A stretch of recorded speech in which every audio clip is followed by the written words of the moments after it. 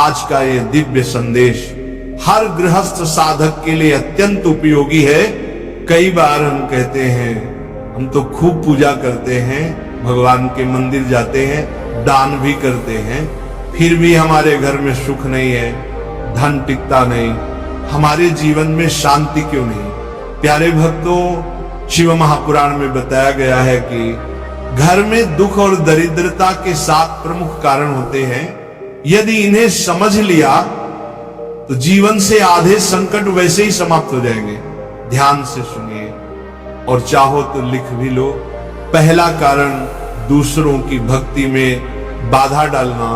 कई लोग सोचते हैं आज तो मैं भोलेनाथ के मंदिर जाऊंगा, खूब सारा जल चढ़ाऊंगा, बेलपत्र अर्पित करूंगा, चंदन लगाऊंगा और भगवान को प्रसन्न करके लौटूंगा। लेकिन प्यारे भक्तों, अगर मंदिर में बैठे बैठे आप इतने भक्ति में डूब गए कि आपके कारण दूसरे भक्तों को दर्शन ना मिल सके, तो ये भक्त और भगवान के बीच बाधा कहलाती है। शास्त्र कहते हैं जो भक्त और भगवान के मिलन में अवरोध बनता है वह पुण्य नहीं, पाप अर्जित करता है। आपने सोचा मैंने 2 घंटे पूजा की, मैंने 1000 लोटा जल चढ़ाया, परंतु आपने अनजाने में किसी और भक्त को रोक दिया, तो वह पाप आपके पुण्य को निगल जाएगा। इसलिए भक्ति के साथ साथ विवेक भी आवश्यक है।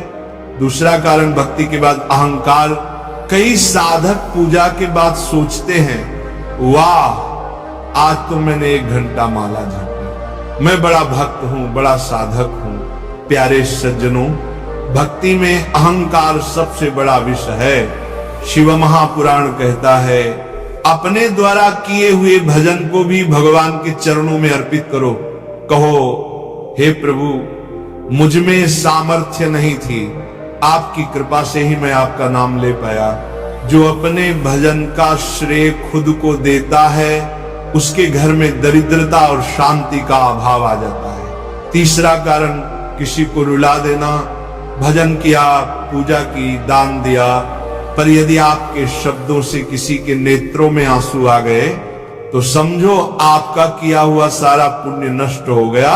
शास्त्र कहते हैं 1000 दीपक जलाने से बड़ा पुण्य है अगर तुम किसी एक व्यक्ति के चेहरे पर मुस्कान ला सको। अगर तुम्हारे कारण किसी के जीवन में रोशनी आई तो वही सबसे बड़ा भजन है, वही सच्चा धर्म है। चौथा कारण, गलत पात्र को दान। दान बहुत बड़ा पुण्य है, परंतु दान विवेक से होना चाहिए। अगर आपने ऐसा व्यक्ति चुना जिसने आपके लिए धन से पाप का कार्य किया तो उसका पाप भी आपको लगेगा। इसलिए शिव महापुराण कहता है, दान देने से पहले पात्र को परखो। दान वही सच्चा है जो सदाचार और सत्प्रयोजन में लगे। 5वां कारण, गलत मंत्र उच्चारण। आजकल कई लोग पाठ करते हैं दुर्गा सप्तशती, रुद्राभिषेक, सुंदरकांड, परंतु प्यारे भक्तों, यदि मंत्र का उच्चारण गलत हो जाए तो उसका अर्थ भी उल्टा हो जाता है। शिव महापुराण में कथा आती है, एक व्यक्ति रोज नवरात्रि में पाठ कराता था, पर उसका पंडित मंत्र में भय का हरण बोलने के स्थान पर भार्या का भक्षण बोलता था। परिणाम हर बार उसकी पत्नी का निधन हो जाता था। इसलिए याद रखो, अगर सही उच्चारण नहीं आता तो नम्रता से भगवान से कहो, हे प्रभु मैं अज्ञानी हूं, बस अपने प्रेम को अर्पित करता हूं। 6वां कारण, माता पिता का अपमान। साधकजनों, जिस घर में माता पिता का सम्मान नहीं होता वहां लक्ष्मी कभी नहीं टिकती। शिव महापुराण में लिखा है, मां पिता का आशीर्वाद ही लक्ष्मी का प्रवेश द्वार है। अगर घर में बुजुर्गों की अनदेखी होती है, उनकी बातों का अपमान होता है, तो भगवान शिव भी उस घर से मुख मोड़ लेते हैं। 7वां कारण, दूषित अशुद्ध धन। प्यारे भक्तों, अगर किसी ने गलत मार्ग से धन कमाया, किसी को धोखा देकर, छल से या अधर्म से, तो वह दूषित धन है।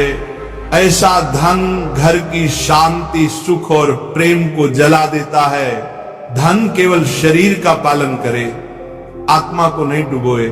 गलत कमाई से आया रुपया सभी शुभ कर्मों को निष्फल कर देता है। भक्तों, इन 7 कारणों को अपने जीवन से दूर कर दो तो तुम्हारे घर में सुख, शांति और लक्ष्मी तीनों का स्थायी निवास होगा। भगवान शिव कृपा करेंगे।